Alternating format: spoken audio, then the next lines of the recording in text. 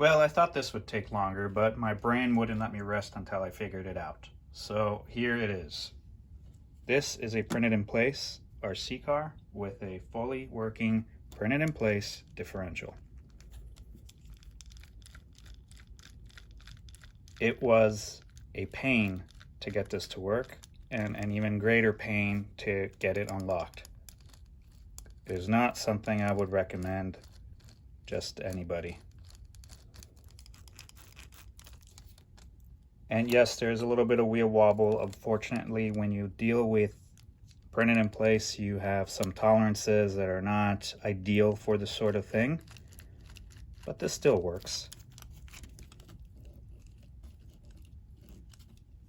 In order to reduce that play and also to make the axle stronger like I've done in the past, I made it so, let me see if I can do this the right way. Get in there. Get in there. Watch, it's gonna break. Is it gonna break? Nope. It's probably gonna... That's not safe. I'm gonna do this off camera. Whew. Well, it took me about 10-15 seconds of pushing it in and freaking out that I was gonna break the whole time. But you can see now the axle is in. And while it is a tight fit in here, it should be just wide enough to still work.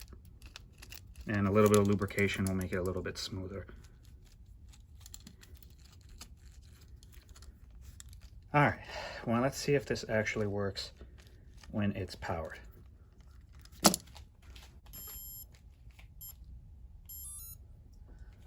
Okay, so I'm borrowing power from its cousin over here with no diff.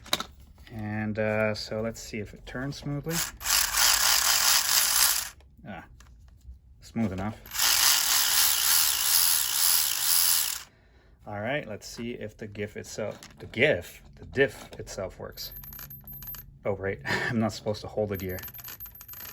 Oh, come on, you got... All right, this is a pretty weak ass brushless motor. It's undersized.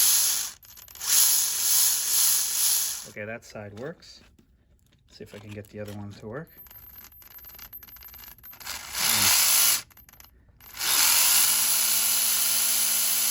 Yep. So there you have it. This thing is just as complex as a car that Kyosho Mini-Z that you can put together. Well, almost. You know, can't put bearings in this yet.